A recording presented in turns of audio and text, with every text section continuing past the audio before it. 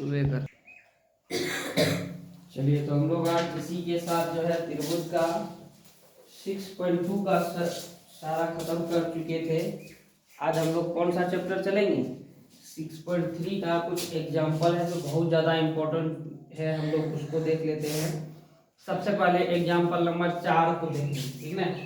Example number 4 का question है, कहता है कि 6.29 में यदि पी क्यू समांतर है आर एस, ठीक ना, पी और क्यू समांतर है आर एस, तो सिद्ध कीजिए कि त्रिभुज पी ओ क्यू समरूप है त्रिभुज एस ओ आर, ठीक ना। यही चीज हमको दिखाना है। तो सबसे पहले इसमें हमको फिगर बना लेना है, ठीक ना।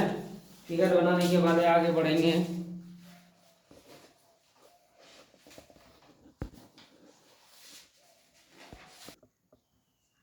एग्जाम्पल नंबर 4 का यही है फिगर, और क्वेश्चन भी यही कहता है। क्वेश्चन कहता है 4 नंबर का, बिना फिगर का समझ में नहीं आएगा उतना अच्छा से, फिगर देखने के बाद समझ में आएगा और बढ़िया से आएगा। कहता है यदि P और Q, ठीक ना, ये P और Q समांतर होगा R और S, यानी ये और ये, कहता है ये और ये यानी PQ भुजा जो है R और S भुजा के समांतर होगा, तो सिद्ध कीजिए, कहता तब जो है सिद्ध कीजिए कि त्रिभुज POQ, PO और Q समरूप होगा त्रिभुज SOR, ठीक। कहता है ये भुजा और ये भुजा अगर समांतर होगा तब जो है ये वाला त्रिभुज और ये वाला त्रिभुज दोनों का ये सिद्ध करके दिखाइए कि ये दोनों समांतर होगा। समझ में? तो बोलिए हम लोग को क्या सिद्ध करना होगा इसको सिद्ध करने के लिए? चलो हम लोग सिद्ध करते हैं। जो जो दिया है पहले हम लोग उसको लिख लेते हैं। क्या दिया हुआ है लिखेंगे, दिया है, ठीक ना। PQ समांतर है RS, P और Q जब RS के समांतर होगा तब क्या होगा बोलो? कोण P बराबर होगा, कौन सा कोण? कोण S के बराबर होगा, ठीक ना। क्यों बोलो? ये बताओ कि कोण P और कोण S क्यों बराबर होगा? जब अगर P और Q और R और S समांतर होगा, समांतर का मतलब एक समान एक जैसा, समझ में आया, एक साइज का। तो इस ये कहता है कि कोण P और कोण S बराबर होगा, तो कि क्यों बराबर होगा बता सकता है कोई? क्या रीजन है इसके पीछे बराबर होने का? तो ये रीजन है, देखो ये क्या है, एक ही रेखा है ना, ये P और S है या नहीं। अब देखो एक रेखा पे बना हुआ कोण वो बराबर होता है, ये देखो इसी रेखा पे ये भी कोण बना हुआ है, ये भी और ये भी कोण बना हुआ है या नहीं बोलो? है ना।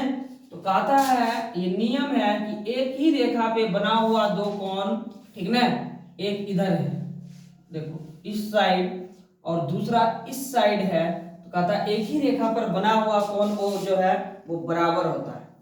समझ में? अब बोलो कैसे, किस नियम से? तो एकांतर के नियम से। एकांतर मतलब एक इधर है और दूसरा इधर है, समझ में? इसको एकांतर बोलते हैं, ठीक ना। इसीलिए ये नियम है कि एक ही रेखा पे बना हुआ कोण वो बराबर होता है एकांतर कोण के नियम से। एकांतर कोण यही कहता है अगर एक ही रेखा पे कोण बने तो वो उसको कोण बराबर होता है। अब बोलो कैसे? मान लेते हैं ये एक रेखा है, बोलो ये रेखा पे कितना कोण बनेगा? एक सीधी रेखा पे कितना कोण बनेगा? 180 डिग्री बनेगा। अब बोलो इस पे एक हम लंब डाल दें, ये कितना डिग्री का कोण बनेगा? ये कोण जो है ये कोण कितना का होगा? 90 डिग्री का होगा या नहीं? अब देखो हम ये कोण यहां भी डाल देंगे तो क्या यहाँ 90 डिग्री नहीं होगा? यहाँ 90 डिग्री होगा, यहाँ भी 90 डिग्री होगा, ठीक ना। यानी 90 डिग्री में ये बांट देता है, 180 को बांटता है कि नहीं? समझ में आया? क्यों हुआ? क्योंकि ये एक ही रेखा पे कोण है, समझ में आया?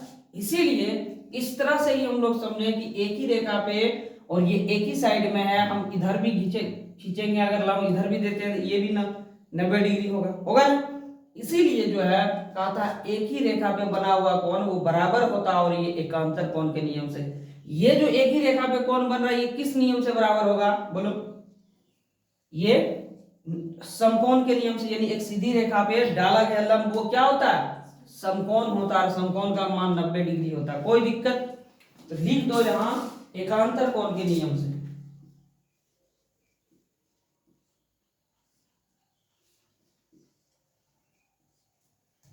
ठीक ना, एकांतर कोण से। अब देखो ये हो गया कोण P और कोण S। आगे चलेगा कोण Q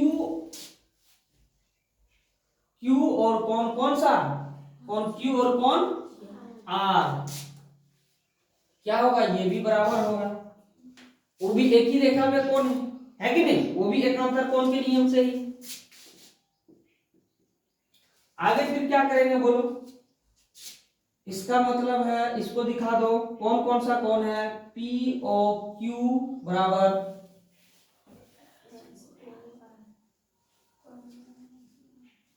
कोण पी ओ क्यू बराबर कोण एस ओ आर।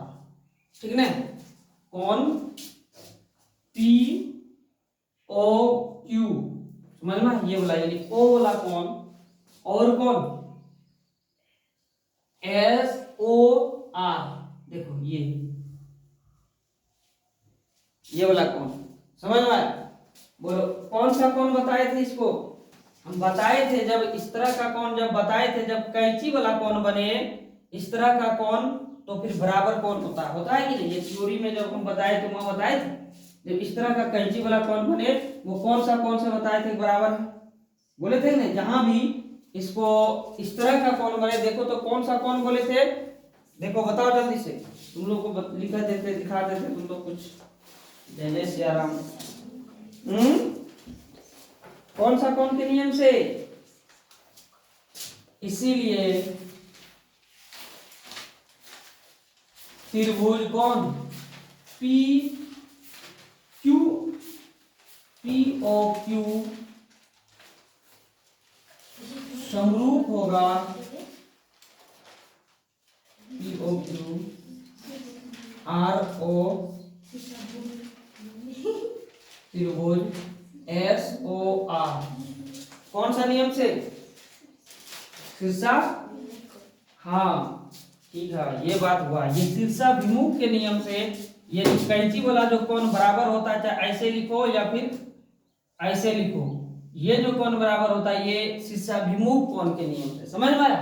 तो इसीलिए जब अब ये बराबर होगा इसका मतलब है यानी पी ओ क्यू और त्रिभुज एस ओ आर क्या होगा? समरूप होगा। समझ में आया? क्योंकि देखो जब कोण P और कोण S बराबर है, कोण Q और कोण R बराबर है, जब इसका सारा कोण बराबर है तो अब जब सारा कोण बराबर है इसका मतलब भुजा भी बराबर होगा। जब कोण बराबर है भुजा भी बराबर होगा। ठीक है, इसीलिए लिखेंगे त्रिभुज POQ समरूप है त्रिभुज SOR, यानी त्रिभुज POQ समरूप है त्रिभुज SOR। यही दिखाने के लिए भी कह रहा था। समझ में आया? जो हम लोग दिखा दिए। इसको उतार, जल्दी से उतारने में कोई लेट नहीं।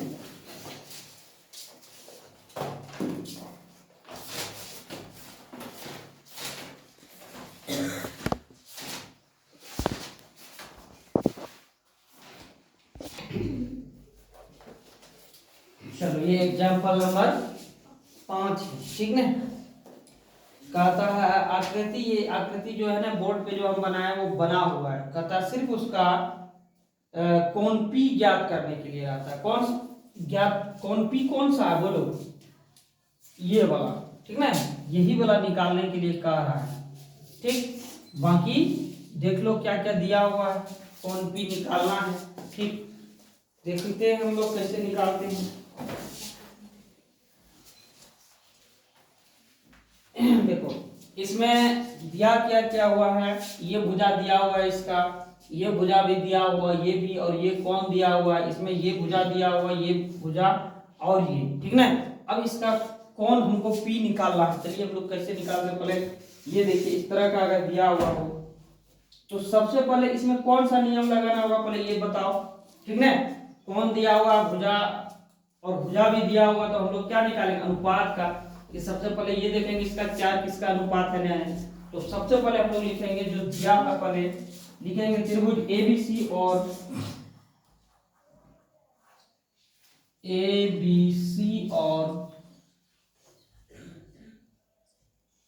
त्रिभुज PQR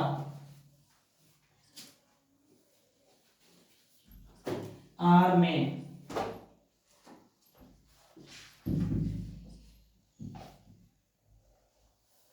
दोनों त्रिभुज में हम लोग चलते हैं, ABC और PQR।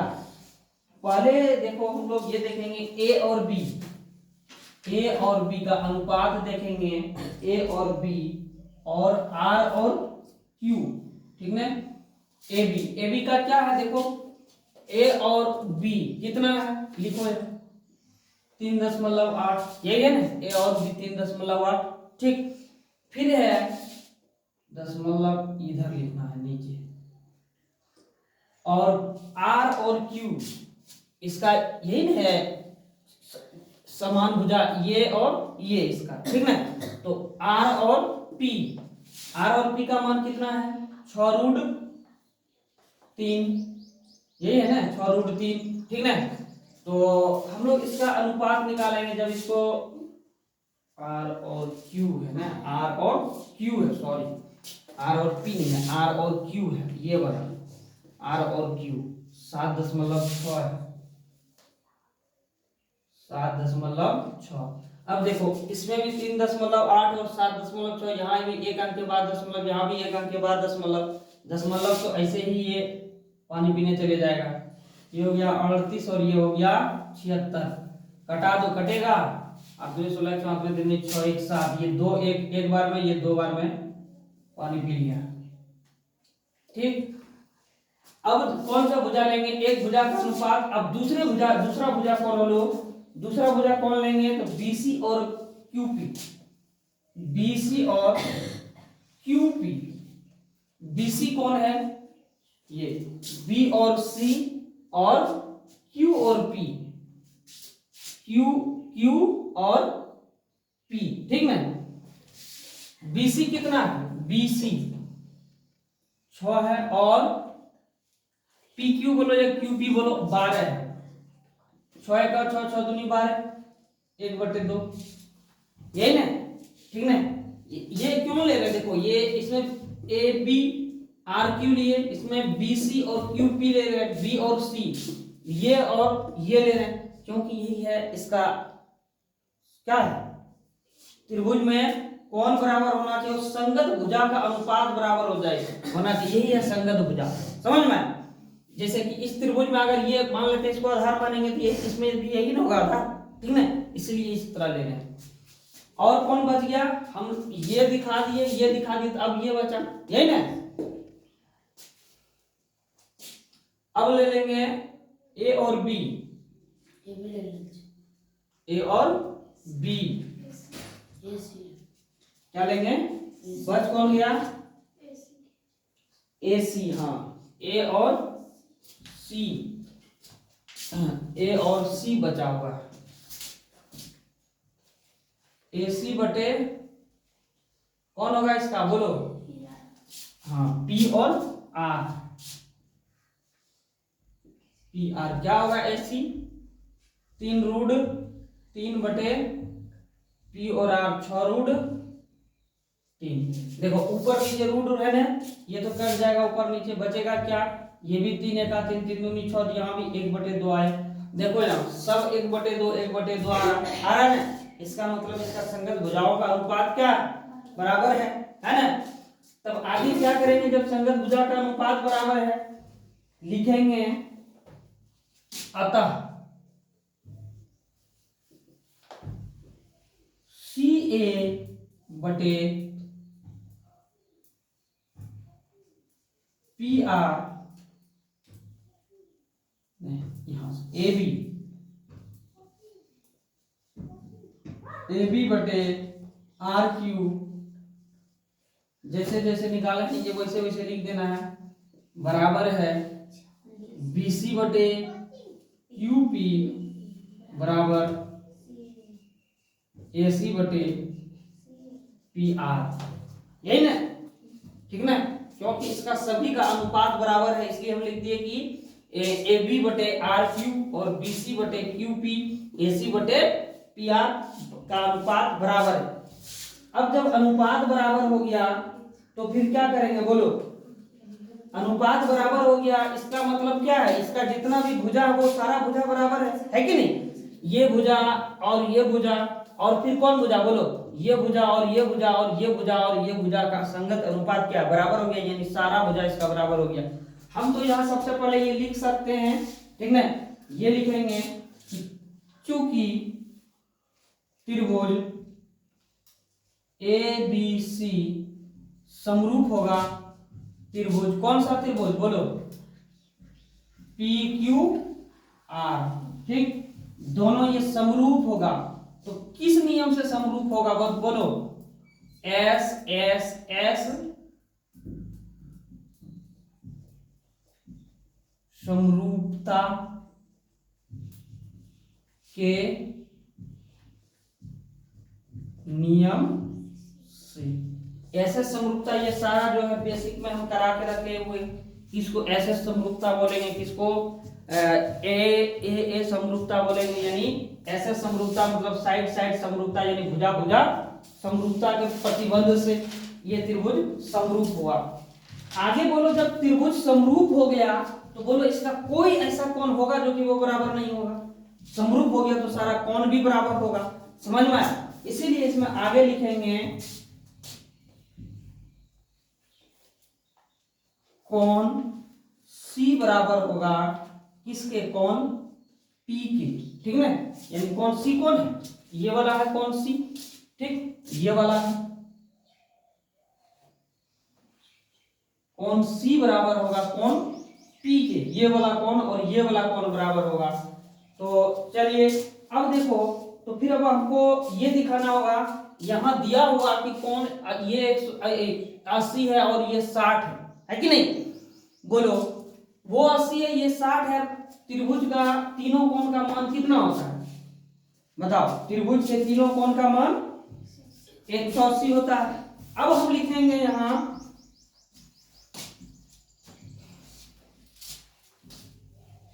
कोण A प्लस कोण B प्लस कोण C कितना होगा बराबर 180 डिग्री होगा, होगा कि नहीं।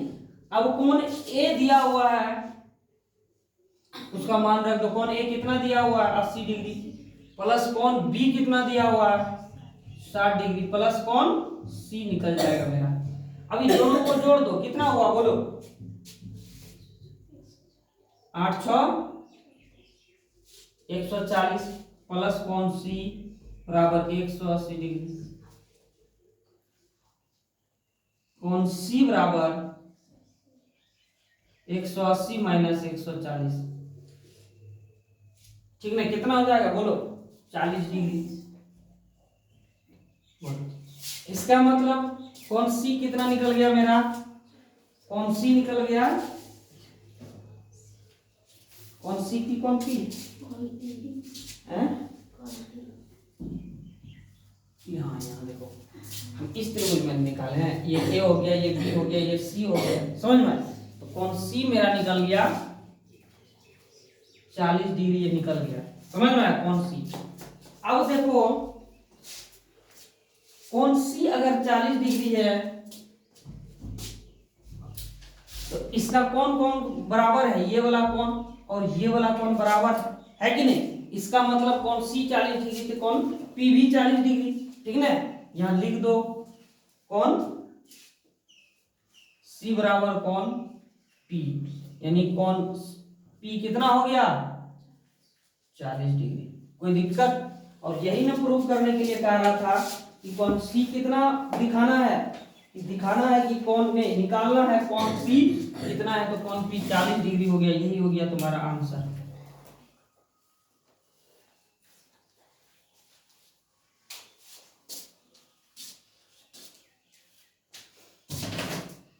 इससे अच्छा प्रूफ हो ही नहीं सकता, इतना अच्छा समझा समझा के। जिसका पिछला थ्योरी जो लिखा है वो सारा क्लियर होगा तो ये इसको समझने में कहीं कोई दिक्कत नहीं होगा। अगर जो वो थ्योरी फॉर्मूला सब नहीं क्लियर होगा तो फिर ये दिक्कत हो जाएगी।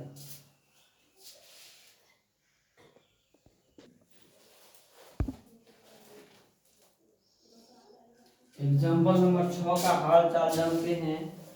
एग्जाम्पल नंबर 6 अच्छा पहले एक बड़ी बेहतरीन फिगर है, पहले फिगर बना ले। तो फिगर कैसे है, फिगर ऐसे है।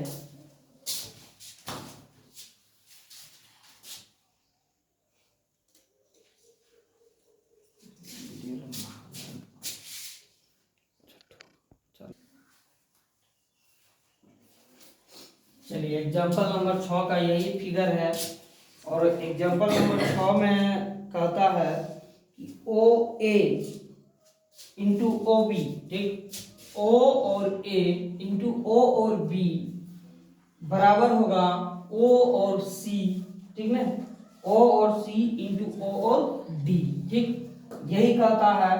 तब कहता दर्शाइए यानी दिखाइए कि कौन ए बराबर कौन सी है। कहता ये दिखाइए कि कौन ए और कौन सी जो है वो बराबर है, और फिर कहता है कौन बी बराबर कौन डी है, ठीक है, कौन बी बराबर कौन डी है।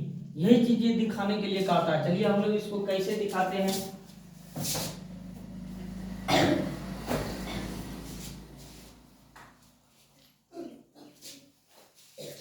सबसे पहले इसमें जो जो दिया हुआ पहले वो लिख लेते हैं।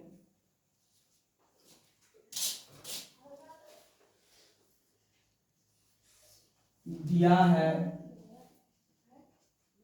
कि कौन ओ ए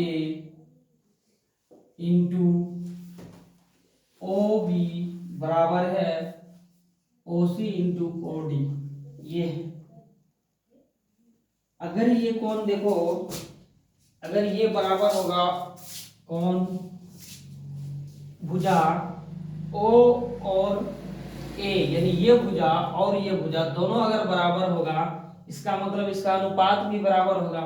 और कौन ओ और सी और ओ और डी अगर ये बराबर होगा, इसका अनुपात भी बराबर होगा। हम लोग देखते हैं ओ ए बटे ओ ए बटे ओ सी, ठीक है, ओ ए बटे ओ और सी, यही कौन ने हमको दिखाना है। ये कौन बराबर है और ये कौन बराबर है। इसका मतलब इसका अनुपात भी बराबर होगा। अगर कौन बराबर होगा तो इसका भुजाओं का अनुपात भी बराबर होगा। इसीलिए हम लिए कि कौन ओ और ए, ओ और सी। आगे फिर हम लोग क्या दिखाएंगे, आगे बराबर होगा ओ डी और ओ बी, यही ना, ओ डी और ओ बी, यही कौन दिखाने के लिए कहा था। हम यही लिए अगर ये कौन बराबर होगा, और ये तभी बराबर होगा जब ओ ए ओ सी का अनुपात बराबर होगा, ओ डी और ओ बी का अनुपात बराबर होगा। चलिए आगे हम लोग क्या करेंगे, इसको समीकरण 1 मान लेते हैं। आगे बढ़ते हैं इसके आगे। इसका मतलब इसमें होगा कौन ए और डी बराबर होगा, ए और डी बराबर होगा कौन सी ओ बी, ठीक, कौन सी ओ बी, ये सी ओ और बी, ओ ये लिए ओ ए और डी और सी ओ बी, यानी ये वाला इसमें कौन कौन लिए, दोनों में ओ कौन लिए हैं कि मान लेते हैं ए ओ डी में, ए ओ डी में ये कौन बराबर होगा इसमें, और क्या सी ओ और बी में। बोलो ये कौन बराबर होगा कि नहीं होगा दोनों में। कौन सा नियम से हम बताए थे थ्योरी में, जहां कैंची बने तो वो कौन सा नियम से बराबर होगा? शीर्षाभिमुख कोण से बराबर होगा, क्योंकि दोनों कोण का शीर्ष ये है कि नहीं? शीर्ष किसको बोलते हैं? जहां से दो बिंदु कटे या मिले, या वहीं से दो रेखाएं एक ही बिंदु से प्रारंभ हो, यही ना, एक ही बिंदु से प्रारंभ हो, यहां से ये भी रेखा प्रारंभ हो रहा है, ये भी हो रहा है, और यहीं से ये भी प्रारंभ हो रहा है, और ये भी प्रारंभ हो रहा है। इसीलिए इसी से ये भी और ये भी, और यहीं से ये और ये भी प्रारंभ हो रहा है, इसलिए क्या, कौन सा नियम से बराबर होगा? शीर्षाभिमुख कोण से ये दोनों बराबर होगा, ठीक ना? लिख दो यहां शीर्षाभिमुख कोण।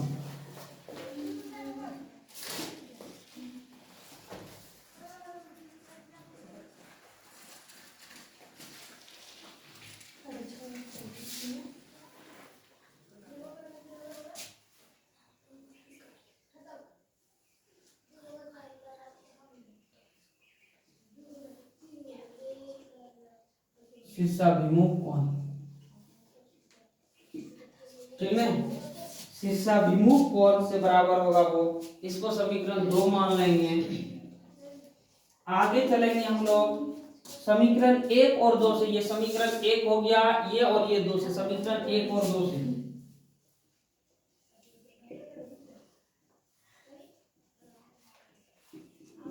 ठीक है? समीकरण 1 और 2 से क्या होगा बोलो? त्रिभुज ए और डी समरूप होगा त्रिभुज सी ओ बी। ठीक, अगर त्रिभुज ए और डी समरूप होगा, देखो क्योंकि दो कोण बराबर यहाँ हो रहा है, ये इसका भुजाओं का अनुपात और ये भी बराबर हो रहा, इसीलिए लिखे त्रिभुज ए और डी। ठीक, ए ओ और डी समरूप होगा त्रिभुज सी ओ और बी, यानी ये दोनों त्रिभुज लिखे समीकरण 1 और 2 से समरूप होगा। समझ में? अगर ये समरूप होगा इसका मतलब है कि सारा भुजा भी बराबर होगा और सारा कोण भी बराबर होगा। समझ में? तो कोण ए बराबर होगा किस कोण से? ए बराबर होगा कोण सी, और कौन सा कोण दिखाना था बराबर होगा? कोण डी बराबर होगा किसके? कोण बी के। ठीक, ये कोण ए बराबर होगा कोण सी और कोण डी बराबर होगा कोण बी के। ठीक, यही प्रूव करना था।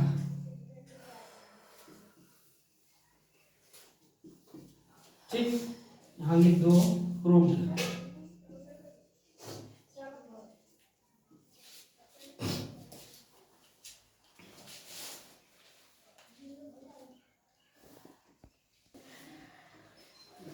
चलिए आगे हम लोग चलते हैं दोस्तों। ये त्रिभुज का जो है सबसे बेहतरीन क्वेश्चन में से एक है, बहुत अच्छा, बहुत ज्यादा इंपॉर्टेंट है, इसको अच्छा से समझना है। क्वेश्चन हम पढ़ते हैं, आप लोग को समझना है, समझिए। कहता 90 सेंटीमीटर की लंबी वाली एक लड़की, ठीक ना, लड़की का लंबाई कितना है बोलो? 90 सेंटीमीटर। 90 सेंटीमीटर लंबाई वाली एक लड़की बल्ब लगे एक खंभे के आधार, ये देखो इसका लंबाई है 90 सेंटीमीटर, ये डिग्री दिए हैं, इससे कोई दिक्कत नहीं है, ठीक ना, लगे एक खंभे के आधार से परे 1.2 मीटर पर सेकंड की चाल से चल रही है। ठीक ना, कहता है ये जो यहां से लगा हुआ है 1.2 मीटर पर सेकंड की चाल से चल रहा है, यानी 1 सेकंड में वो कितना चल लेता है बोलो? 1 सेकंड में वो 1.2 मीटर, हाँ 1 सेकंड में वो 1.2 मीटर चल लेती है। फिर कहता है यदि बल्ब भूमि से 3.6 सेंटीमीटर की ऊंचाई पर है, कहता है ये जो बल्ब की ऊंचाई है, यहाँ भूमि से बल्ब की ऊंचाई ये कितना सेंटीमीटर दिया हुआ बोलो? ये कितना सेंटीमीटर दिया हुआ? 3.6 सेंटीमीटर। यदि बल्ब भूमि से 3.6 की ऊंचाई पर है, यानी इसका ऊंचाई दे दिया है 3.6 सेंटीमीटर, ये यही है बल्ब, ठीक ना, ये ऊंचाई है भूमि से। ठीक, 3.6 सेंटीमीटर की ऊंचाई पर है तो 4 सेकंड बाद उस लड़की की छाया की लंबाई ज्ञात कीजिए। कहा था जब ये 4 सेकंड चल लेगी तब कहा था इस लड़की की छाया की लंबाई क्या होगा, समझ में? तो फिर से एक बार समझो, कहता एक 90 सेंटीमीटर लंबी लड़की है, समझ में? एक 90 सेंटीमीटर वो ये है, 90 सेंटीमीटर की लंबी लड़की है। एक लड़की बल्ब के लगे एक खंभे के आधार से परे, कहता आधार से परे, परे का मतलब दूर, ठीक है? इस खंभा जो बल्ब से लगा हुआ खंभा से दूर, आधार से परे 1.5 यानी नहीं 1.2 मीटर पर सेकंड की चाल से चल रही, इसके दूर से 1.2 मीटर चाल की चल रही है। यदि बल्ब भूमि से ये यानी इसका ऊंचाई दे दिया, ये इतनी ऊंची पे है, तो भूमि की ऊंचाई पर है 3.6 सेंटीमीटर की ऊंचाई पर है, तो 4 सेकंड बाद कहता बोलो ये जब 4 सेकंड चल लेगी, 4 सेकंड के बाद उस लड़की की छाया की लंबाई क्या हो? कहता जब यहां से ये देखो, यहां से 4 सेकंड यहां तक मान लेते हैं आया, तब कहता अब जो इस लड़की का इधर छाया तो इसका इधर बनेगा, बोलो बनेगा कि नहीं बनेगा? तो छाया इधर बनेगा क्योंकि यहाँ बल्ब जल रहा है। अभी देखो वहां अगर बल्ब जल रहा है तो उसका छाया देखो कहां बन रहा है, हम लोग का छाया देखो इधर बन रहा है कि नहीं? वही कहा था कि इधर से अगर वो यहां से है, इधर जब 4 सेकंड वो चलेगा ऐसे करके, ठीक ना, तब जो कहता है इसका पीछे जो छाया बनेगा तो वो कितना, बोलो? हम जब खड़ा है यानी ये लड़की जो खड़ा रहेगा तो ये पूरा सीधा रहेगा, यानी 90 डिग्री का कोण बनाएगा, इससे भूमि से बनाएगा कि नहीं बनाएगा, समझ ना? इसलिए ये कोण 90 डिग्री लिखे हैं। और यहां से भी ये बल्ब जो खंभा लगा होता है एकदम सीधा खड़ा रहता है, यानी इससे भी 90 डिग्री का कोण बनेगा नहीं? पोल, ये खंभा का मतलब पोल, समझ में? तो अब कहता है कि बोलो इसका जो स्थिति यानी इस लड़की की छाया की लंबाई ज्ञात करो, यानी यहां से यहां का लंबाई ज्ञात करने के लिए बताने के लिए बता रहा है। बोलो चलो अब देखो इतना सा इसमें लिखना होगा, हम पहले लिख लें ताकि थोड़ा सा वीडियो का कम हो और टाइम बचे, थोड़ा छोटा वीडियो होगा वो ज्यादा अच्छा होगा। तब चलो लिखे हैं क्या, माना कि ए बी बल्ब लगे खंबे को ए और बी, ये ए और बी क्या है, बल्ब लगे खंबा है, तथा सी और डी लड़की की आधार से परे, सी और डी ये लड़की है, ये खंबा ए बी और सी डी लड़की आधार से परे 4 सेंटीमीटर चलने के बाद, आधार से परे यानी दूर 4 सेंटीमीटर चलने के बाद की स्थिति है यहाँ, यानी जब 4 सेकंड वो चला है तब का स्थिति यहाँ के सी और डी पे वो रुक गया है, उसके बाद की स्थिति है। तब हम क्या करेंगे, अब इसका छाया का लंबाई के लिए लिखे हैं डी और ई लड़की की छाया की लंबाई है, यानी ये लड़की की छाया का लंबाई x है यही, ठीक ना? इसको हम x माने, समझ में? इसी x को निकालना है तो बहुत कम बन जाएगा। चलो इस x को निकालने के लिए हम लोग क्या करते हैं,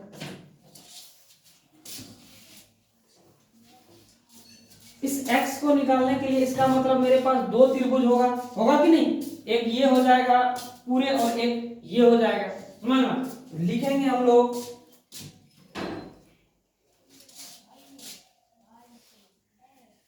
त्रिभुज ए बी ई और त्रिभुज सी डी ई में,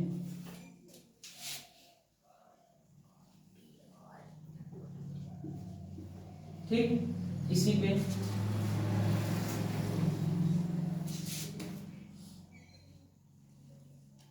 यही त्रिभुज लिए, हमको इसी से चलना है। क्या लिए देखो, ए बी और ई यानी एक पूरे त्रिभुज लिए, एक मान लीजिए इस जगह कुछ नहीं, क्या होगा, एक पूरे त्रिभुज होगा, उसके बाद दूसरा सी डी और ई यानी एक छोटा वाला त्रिभुज, समझ लो? इसी दोनों से हम लोग को चलना है। अब देखो कोण बी बराबर होगा कोण डी, यानी ये कोण और ये कोण बराबर होगा, क्योंकि तुम लोगों को पता है एक सीधी रेखा पे 180 डिग्री का कोण होता है। जहां हम एक लंब खींचेंगे, अगर सीधी रेखा पे लंब खींचेंगे तो ये यहाँ भी बराबर होगा, यहाँ भी होगा, यहाँ भी 90 डिग्री होगा और यहाँ भी 90 डिग्री होगा, वो दोनों दिखा दिए, कोई दिक्कत, ठीक ना? तो ये लिख देंगे कि कोण बी बराबर कोण डी, और भी कुछ बराबर होगा कोण बी बराबर कोण डी, ठीक? और बोलो कौन सा कोण बराबर होगा, कोण ई बराबर कोण ई। देखो ये ई। अब क्यों कौन ई? क्योंकि यहाँ दो त्रिभुज है कि नहीं? एक त्रिभुज है ए बी और सी बड़ा वाला, और एक त्रिभुज है सी डी और ई छोटा वाला। तो ई तो दोनों के लिए है, यानी उभयनिष्ठ है, दोनों में मिल रहा है, इसीलिए लिखेंगे इसके बड़े वाले त्रिभुज के लिए भी कोण ई और छोटे वाले त्रिभुज के लिए भी कोण ई। लिखेंगे कोण ई बराबर कोण पी। कोई दिक्कत? ठीक ना? कोण ई बराबर कोण ई। आगे क्या करेंगे फिर? अब देखो ये 90 डिग्री का कोण है, ठीक ना? 90 डिग्री है ये, और ये क्या है बोलो? ये समकोण है, कोण ई। ये और ये कोण क्या है? नहीं, 90 डिग्री और समान कोण है ये, यानी ई क्या है? समान कोण है, दोनों तो एक ही कोण है, ये लिखेंगे समान कोण।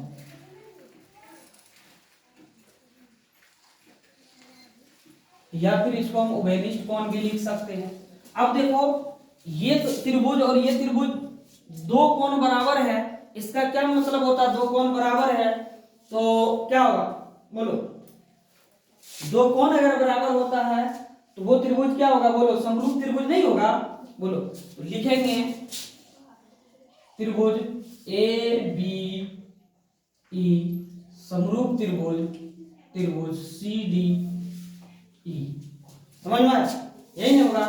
ए बी ई समरूप होगा त्रिभुज सी डी ई। अगर दो कोण बराबर हो गया, ये कोण और ये कोण बराबर है और कोण ई बराबर है, तो इसका मतलब दो कोण बराबर हो गया, एक भुजा तो अपने आप बराबर होगा।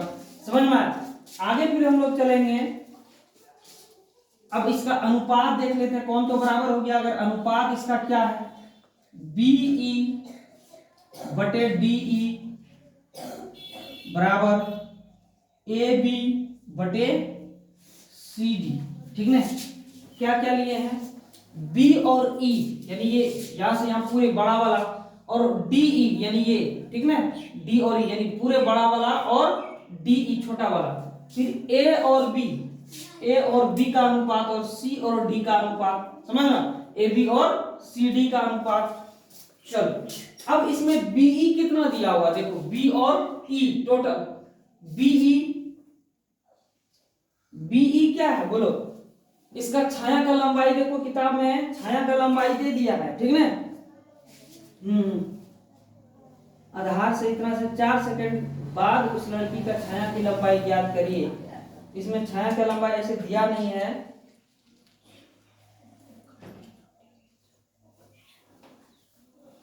अब देखो बी और डी यही ना होगा, यही इसके इसका दूरी, तो वो चला कितना है बोलो?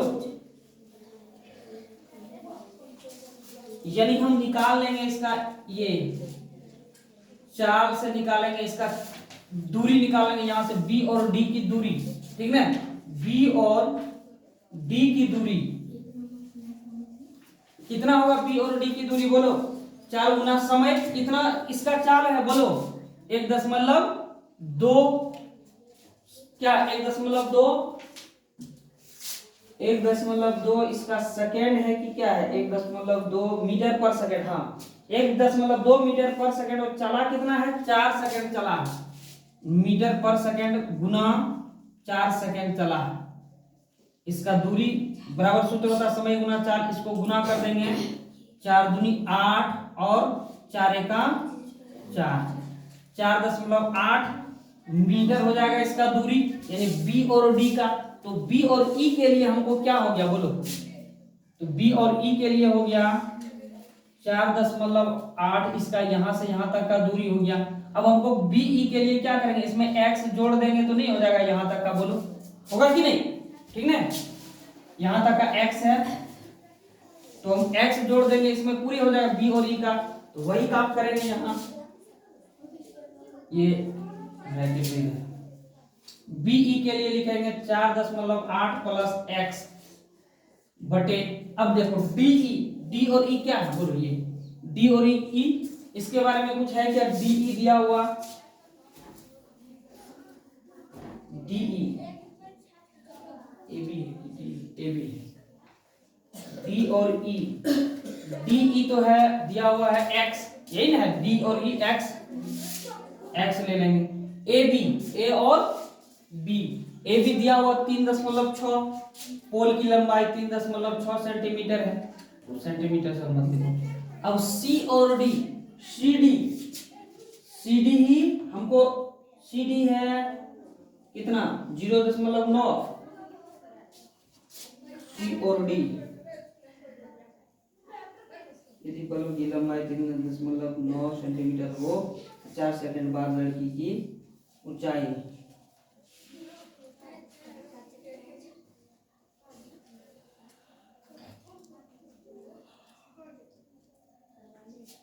ये समरूप कैसे हुआ, तो एंगल एंगल साइड से, ठीक है, दो कोण समान है, एंगल एंगल, बिल्कुल सीधा नियम, और इसका जो होगा यहाँ दिया हुआ क्या क्या है 90 सेंटीमीटर, हाँ 90 सेंटीमीटर की लंबी वाली एक लड़की, इसका दे दिया है, ठीक ना, इसका उसका ऊंचाई, लड़की का ऊंचाई 90 सेंटीमीटर है, ठीक ना, 90 सेंटीमीटर है, इसको हम क्या करेंगे बोलो, मीटर में बदल लेंगे। 90 सेंटीमीटर है लड़की का, तो हम इसको मीटर में बदल लेंगे, 90 सेंटीमीटर पर भगा दे देंगे 100 से, ये खत्म, ये क्या होगा, एक पे 1 जीरो है, ठीक ना, तो एक अंक के बाद दशमलव यानी 9 मीटर हो गया, 0.9 मीटर, ठीक ना, रख देंगे यहाँ 0.9 मीटर लिखो, या 9 मीटर बाद लिखिए। अब इसको सरल कर देना है, 4.8 प्लस एक्स बटे एक्स बराबर, ये दशमलव उड़ा दो, ये हो गया 36/9, 9 चौक 36, 4। अब क्या करना है, 4.8 प्लस एक्स बटे एक्स बराबर 4/1, कोना कोनी गुना कर देंगे, 4.8 प्लस एक्स बराबर 4x, 4.8 plus x minus 4x बराबर, इधर कुछ नहीं तो 0, या फिर हम इसको भी ला सकते हैं, ठीक ना, तो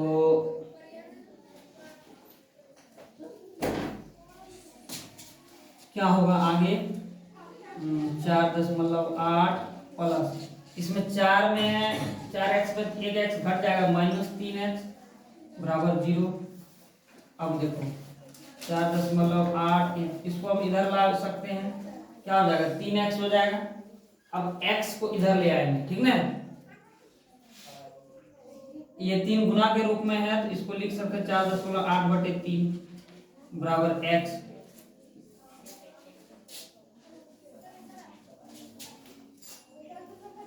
इसका दशमलव जब उड़ाएंगे तो नीचे क्या आएगा, एक अंक के बाद दशमलव है ना, एक नीचे 1 जीरो आ जाएगा, यानी ये हो जाएगा 48/30 बराबर x। क्या बार में कटेगा, तो सबसे पहले 2 बार में कटेगा, और क्या बार में 8 6 48, 6 बार में भी कटेगा, 6 पंचे 30 और 6 आठे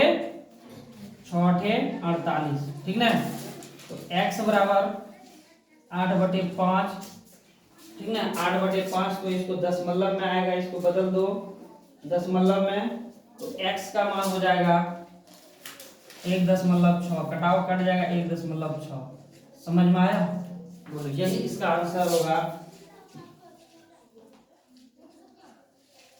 लिखो अतः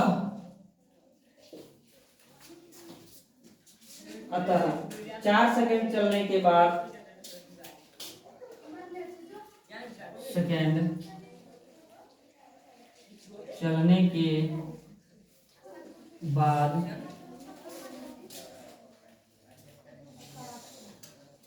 लड़की की छाया की लंबाई 1.6 मीटर होगी, ठीक है, यही निकालने के लिए कह रहा था x, और यही मेरा x हो गया। 4 मीटर जब वो चला, तो 4 सेकंड जब चला, तो लड़की की छाया का जो लंबाई हो गया, यानी d और e का, वो 1.6 मीटर हो गया, यही निकालने के लिए लिखा रहा था। बहुत अच्छा क्वेश्चन था, ठीक ना, ये आता भी है, और आता आए या ना आए, लेकिन ये त्रिभुज का जो है मेन एक प्रकार का रीढ़, ठीक ना,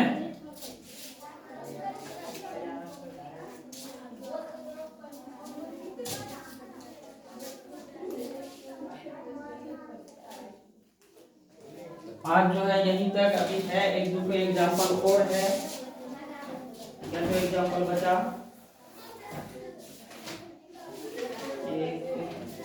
एक एग्जाम्पल और बचा। तो आज यहीं तक, एक एग्जाम्पल इसका और बचा है वो हम लोग कल करेंगे। बस इसी के साथ ऑनलाइन संस्कार क्लासेस में बने रहिए, खुश रहिए, मस्त रहिए और अच्छा से तैयारी करते रहिए। थैंक्स।